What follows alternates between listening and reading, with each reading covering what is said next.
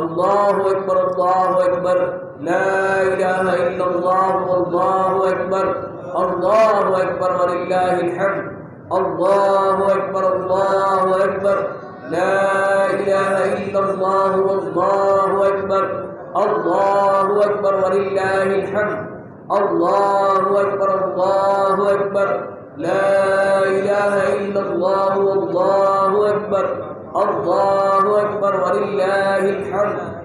حضرات محترم، آج عید الفطر کا دن ہے، جس پہ حدیث پاک کے مطابق اللہ تعالیٰ اپنے بندوں پر فرشتوں کے سامنے فخر فرماتا ہے اور ارشاد فرماتا ہے، یا ملائکتی ما جزاء اجیر وفى عملہ، اے میرے ملائکہ، اے میرے فرشتوں، اس مزدور کی جزا کیا ہے جس نے اپنا کام پورا کر لیا؟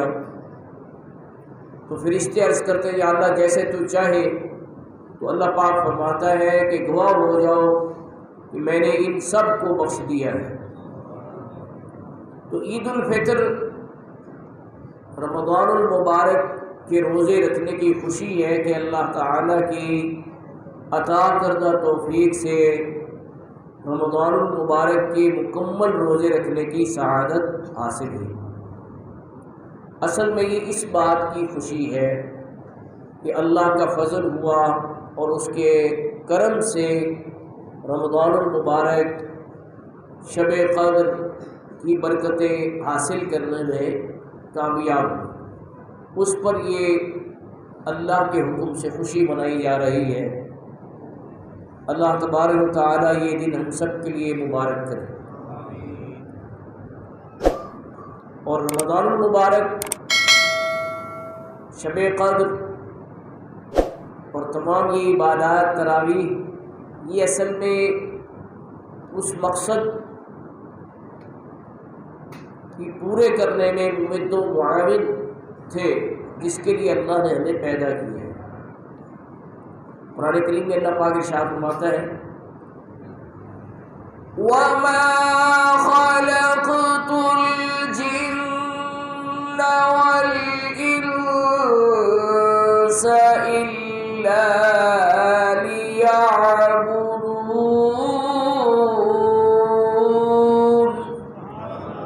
میں میرے جنوں اور انسانوں کو اپنی عبادت کے لیے پیدا کیا ہے۔ تو انسان بھولا رہتا ہے، رمضان المبارک نے اس کو اپنا مقصد تخلیق یاد کرایا اور ایک تربیت دی جس کا مقصد تھا لعلکم تتقون، تاکہ تم پرہیزگار بن جاؤ۔ اب ہر بندے نے رمضان شریف کے گزر جانے کے بعد یہ جائزہ لینا ہے کہ اس تربیتی کورس میں کہاں تک کامیابی حاصل کی۔ تراویح 20 رکعتیں بڑھائی گئی تاکہ نماز سے مناسبت پیدا ہو جائے، اور رمضان شریف کے بعد 5 وقت کی نماز کم از کم پڑھے۔ کھانا پینا بند کرا دیا روزے کی حالت میں، تاکہ روزے کے بعد، رمضان شریف کے بعد حرام کھانے پینے کی طرف نہ جائے۔ یہ تربیتی مقاصد تھے جس کو بڑا خوبصورت طریقے سے سمرائز کر کے لعلکم تتقون، تاکہ تم پرہیزگار بن جاؤ، یہ بیان کیا گیا۔ تو اب ہر بندے کا خود احتسابی کا وقت ہے، سیلف اکاؤنٹیبلٹی کا وقت ہے کہ وہ اس مقصد کے حاصل کرنے میں کہاں تک کامیابی حاصل کر چکا ہے۔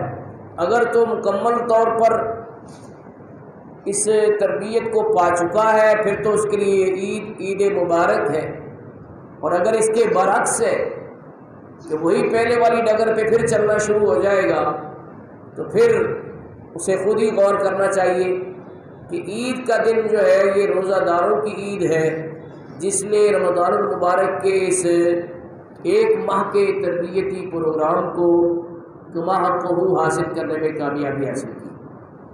اللہ تعالیٰ نے ہمیں اپنی بندگی کے لیے، اپنی عبادت کے لیے پیدا کیا ہے، تو اب اپنے کام بھی کرنے ہوتے ہیں۔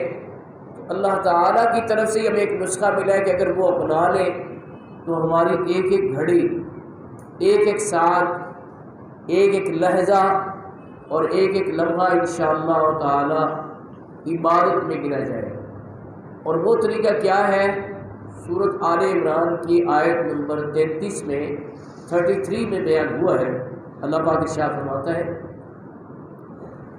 قُلْ إِن كُنتُمْ تُحِبُّونَ اللَّهَ فَاتَّبِعُونِي يُحْبِبْكُمُ اللَّهُ۔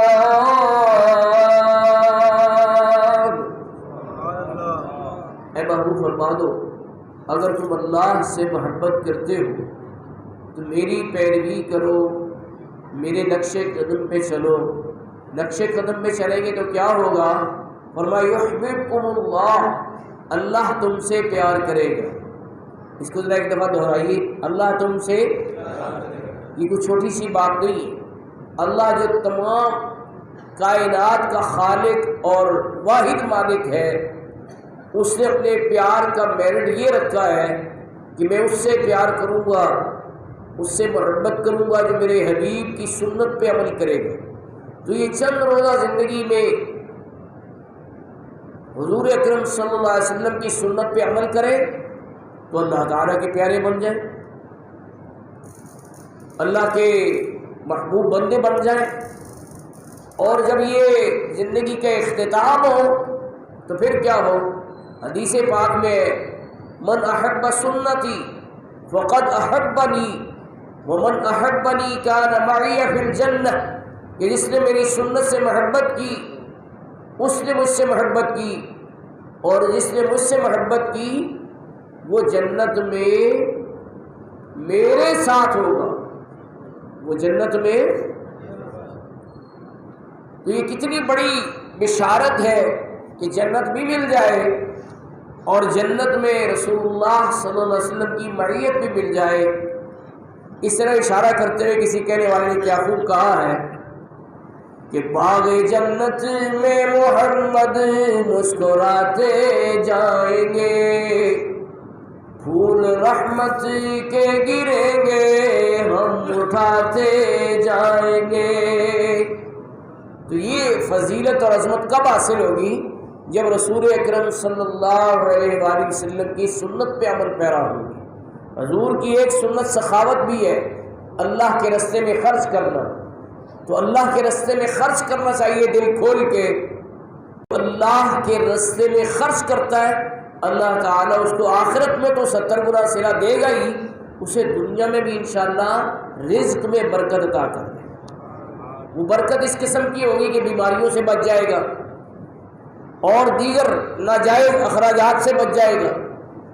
حالانکہ تنخواہ یا جو اس کی انکم ہے وہ وہی رہے، لیکن اس میں برکت عطا ہو جائے گی۔ یہ بھی ہو سکتا ہے کہ انکم میں اضافہ ہو جائے۔ اس لیے اللہ کے راستے میں خرچ کرنے سے پہلو تہی نہیں کرنی چاہیے۔ اور آج کا دن فطرانہ جنہوں نے عید سے پہلے نہیں دیا، وہ عید سے پہلے اگر ادا نہیں کر سکے تو عید کے بعد بھی ادا کر دیں۔ اور وہ فطرانہ جو ہے، روزے میں اگر کوئی لغو بات ہو گئی، تو منہ سے غلط بات نکل گئی، کوئی غیبت یا چغلی نکل گئی، تو اس سے روزے کی نورانیت میں کمی ہو جاتی ہے، اس کا کفارہ ہو جائے گا۔ تو 340 روپے فی کس کے لحاظ سے آپ فطرانہ ادا کریں۔ بعضوں نے 300 بھی کہا ہے، لیکن بہتر اور محتاط جو رقم ہے وہ 340 ہے، تاکہ کسی قسم کی کوئی شک شبہ نہ رہ جائے وزن کرنے میں، کیونکہ 2.25 سیر کے گندم کے لحاظ سے یہ بنانی ہوتی ہے۔ اور یہ بھی کم سے کم ہے، جو کے لحاظ سے 2.25 سیر جو کے لحاظ سے اس سے بھی بڑھ جاتا ہے۔ 2.25 کلو کھجور کے لحاظ سے اگر دیں تو وہ اس سے بھی بڑھ جاتا ہے۔ 2.25 کلو کشمش کے لحاظ سے دیں وہ اس سے بھی بڑھ جاتا ہے۔ تو یہ ایک بات جو کہ محدثین کرام نے بھی لکھی ہے کہ جو کم سے کم فطرانہ ہے وہ تو عام آدمی کے لیے ہے نا، کہ جو نہیں ادا کر سکتا، لیکن جو ارب پتی ہے، کھرب پتی ہے، وہ بھی کہے کہ میں نے کم سے کم ہی ادا کرنا ہے، تو اس کو سوچنا چاہیے کہ اللہ نے اسے دیا ہے تو وہ اللہ کے راستے میں دے، تاکہ غرباء و مساکین کے مسائل حل، انہیں چاہیے وہ کھجور کے لحاظ سے، اچھا کئی ذوق والے لوگ ہوتے ہیں، وہ کہتے ہیں ہم 2.25 کلو کھجور کے لحاظ سے فطرانہ دیں گے، اور وہ بھی کون سی کھجور؟ اجوا کھجور کے لحاظ سے دیں گے۔ اپنا اپنا ذوق ہے نا، اجوا کھجور سب سے مہنگی کھجور ہے تو اس کے لحاظ سے دیں گے۔ تو یہ اپنے ذوق کی بات ہے کہ کم سے کم پہ نہ اٹکے رہ جائے کہ یار میں تو کم سے کم پہ دوں گا۔ بھئی جو غریب آدمی ہے، مسکین ہے، وہ اپنے روزے کا فدیہ ادا کرنا چاہتا ہے، اپنا کفارہ ادا کرنا چاہتا ہے لگ باتوں کا، وہ روزے کی لگ باتوں کفارہ صدقہ فطر ہے، اس کی تمنا ہے، اس کے لیے کم سے کم وہ ادا کر دے۔ لیکن جو کروڑ پتی ہے، ارب پتی ہے، وہ بھی کہے کہ میں نے یہی فطرانہ ادا کرنا ہے، تو اسے خود پھر سوچنا چاہیے کہ اللہ تعالیٰ نے اسے اتنا مالا مال کیا ہے تو اسے اللہ کے راستے میں خرچ کرنا چاہیے۔ تو اپنے دائیں بائیں دیکھیں کون لوگ جو ہے وہ فطرانے کے لحاظ سے مستحق ہے، عید کے دن میں اس کی خوشی میں انہیں شامل کرنا چاہیے۔ اس لیے حکم یہ کہ عید سے پہلے ادا کر، لیکن اگر کوئی نہیں ادا کر سکا تو وہ عید کے بعد بھی اسے ادا کرنا اس پہ لازم رہے گا، معاف نہیں ہوگا۔ اچھا، رسول پاک صلی اللہ علیہ وسلم کی سنت سے بھی یہی ثابت ہے کہ ایک مرتبہ آپ عید کی نماز پڑھا کر اپنے کاشانہ اتھر کی طرف تشریف لے جا رہے تھے کہ آپ نے دیکھا کہ بچے خروٹوں سے کھیل رہے ہیں اور ایک طرف ایک بچہ ہے جو کہ رو رہا ہے، آپ اس کے قریب تشریف لیں۔ اس میں دیکھو ہمارے آقا صلی اللہ علیہ وسلم کی سیرت کی کتنی خوبصورت بات ہے کہ دونوں جہانوں کے نبی اور اللہ کے حبیب ہوتے ہوئے بھی آپ بچوں پہ کس قدر شفقت فرماتے تھے۔ آج یہ چیز کم ہو گئی ہے، لوگ بچوں پہ بہت زیادہ جو ہے مساجد میں خاص طور پہ جو ہمارے سینئر افراد ہوتے ہیں نا، وہ بچوں کو بہت جھڑکتے ہیں، حالانکہ بچے جو ہے وہ عقل کے کچے ہوتے ہیں، ان سے ممکن ہے کوئی ایٹیکیٹس کے خلاف بات سرزد ہو جائے مسجد میں، کیونکہ نہ سمجھ ہے نا، تو ان کو اس طریقے سے نہیں سمجھانا چاہیے کہ ان کے لاشعور میں مسجد سے یا بزرگوں سے، بڑی عمر والوں سے نفرت پیدا ہو جائے گی، یار یہ تو جھڑکتے ہی رہتے ہیں۔ سمجھانا ہے تو محبت سے اور پیار سے سمجھا، ٹھیک ہے نا، اور مسجد سے ان کے لاشعور میں نفرت نہ بھر دے، ٹھیک ہے نا۔ تو دیکھو یہاں رک کر میں نے ایک سیرت کا ایک اہم نقطہ آپ کے سامنے رکھا کہ ہمارے آقا صلی اللہ علیہ وآلہ وسلم وہ بچوں پر شفیق تھے۔ تو آپ قریب سے گزر نہیں گئے کہ میں تو ریاست مدینہ کا حاکم ہوں اور میں تو دو جہانوں کا نبی ہوں، مجھے کیا غرض کہ یہ بچہ کس حال میں ہے، نہیں، آپ پاس تشریف لے کر فرمایا کہ یہ سب بچے تو کھیل رہے ہیں، تمہیں کس بات نے رلایا؟ اس نے عرض کی یا رسول اللہ، ان بچوں نے اخروٹ لیے کیونکہ ان کے والد موجود ہیں، انہوں نے ان کو لے کر دیے، میں یتیم ہوں، میرا والد فوت ہو چکا ہے اور مجھے کوئی بھی یہ خرید کر دینے والا نہیں ہے۔ تو نبی پاک صلی اللہ علیہ وسلم نے اس کا دست مبارک پکڑا اور اسے اخروٹ بھی دلائے اور اسے اپنے گھر لے گئے۔ دیکھو کتنا خوش قسمت بچہ، اپنے کاشانہ مبارک میں لے گئے اور اس کی خاطر تواضع بھی کی، اور آگے کیا فرمایا؟ آہا، کہو سبحان اللہ۔ آگے فرمایا کہ کیا تم اس بات پر خوش نہیں ہو کہ محمد تمہارا باپ ہو اور عائشہ تمہاری ماں ہو؟ کیسی شفقت ہے، کیسی رحمت للعالمینی ہے کہ بچے کو یہ شرف مل گیا، فرمایا میں تمہارا باپ ہوں اور عائشہ تمہاری ماں ہے۔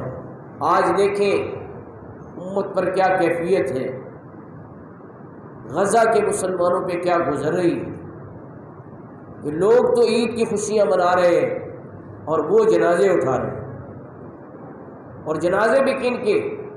نوزائیدہ بچے، نومولود بچے، چھوٹی عمر کے بچے۔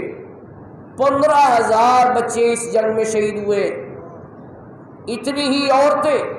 حالانکہ جنگ کے جو آداب ہیں ان میں تو یہ ہے کہ بچوں اور عورتوں کو کچھ نہیں کہا جانا چاہیے، لیکن خاص طور پہ ایسے انہوں نے زائرسٹ جو ہے انہوں نے یہ نشانہ باندھا ہے اور ان کی کتابوں میں لکھا ہوا ہے کہ ان کی عورتوں کو مارو تاکہ اگلی نسل کو جنم نہ دے سکے، اور ان کے بچوں کو مارو تاکہ یہ نئی نسل جوان نہ ہو سکے اور اگلوں کا ہم خود ہی خاتمہ کر دیں گے۔ 33,000 سے زائد شہید ہو چکے ہیں، 33,000 ابو، اور 75,000 سے زائد زخمی ہیں۔ اللہ تعالیٰ ان کو صحت عطا فرمائے۔ یہ ہے ان لوگوں کا کردار جو امن عالم کے داعی بنتے، جو ہیومن رائٹس کے نام نہاد علمبردار ہیں، انسانی حقوق کے جھوٹے علمبردار ہیں۔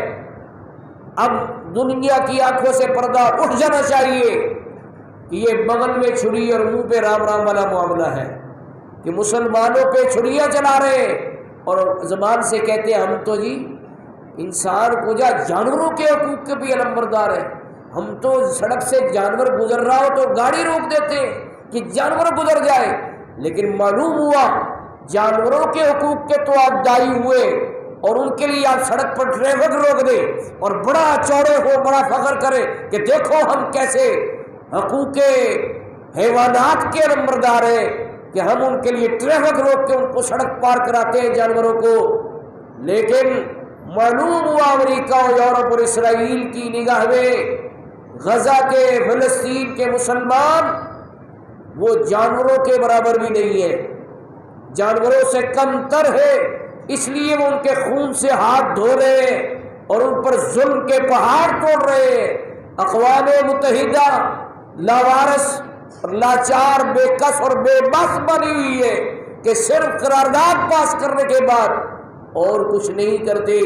اگر کوئی مسلمان ملک ہوتا ابھی تک سینکشنز لگ جاتی، تجارت کی پابندیاں لگ جاتی، فضائی سفر کی پابندیاں لگ جاتی، ہوائی اڈے بند ہو جاتے، اتنی پابندیاں ہوتی، لیکن ابھی تک اسرائیل کے پنجہ استبداد کو مروڑنے کے لیے اقوام متحدہ ایک بھی پابندی عائد نہیں کر سکا، اس لیے کہ اسرائیل امریکہ کا بغل بچہ ہے۔ تو اس موقع پہ آج کے دن عید کی خوشیاں مناتے ہوئے اپنے ان بھائیوں کو یاد کرے، اپنی ان بہنوں کو یاد کرے، ان چھوٹے بے گناہ بچوں کو یاد کرے جن کی ٹانگیں کٹ گئی ہیں، جن کے ہاتھ کٹ گئے ہیں، لیکن اس کے باوجود وہ الحمدللہ کہہ رہے ہیں، اللہ کا شکر ہے کہہ رہے ہیں۔ معروف امریکی مصنف جیفری کنگ وہ رمضان شریف میں اپنی بیوی سمیت مسلمان ہوا یہ کہتے ہوئے کہ میری آنکھوں سے پردہ اٹھ گیا ہے اور میں جان گیا ہوں کہ امریکہ اور یورپ جو انسانی حقوق کا دعویٰ کرتے ہیں ان کا دعویٰ بے بنیاد اور کھوکھلا ہے، اور میں ان کے صبر سے متاثر ہو کر کلمہ پڑھ کے مسلمان ہو رہا ہوں۔ تو اس موقع پہ ہم دعا گو ہیں، اے خاصہ خاصان رسول، وقت دعا ہے، امت پہ تیری آ کے عجب وقت پڑا ہے۔ وہ دین جو بڑی شان سے نکلا تھا وطن سے، پردیس میں وہ آج غریب الغربا ہے۔ فریاد ہے اے کشتی امت کے نگہباں، بیڑا یہ تباہی کے قریب آن لگا ہے۔ تو آج کے دن اپنی دعاؤں میں اپنے مسلمان بھائیوں کو یاد رکھیے اور یورپی اور اسرائیلی مصنوعات کا بائیکاٹ کر کے ان کی اکانومی پہ یہاں بیٹھ کر ضرب لگانے کی کوشش کیجیے۔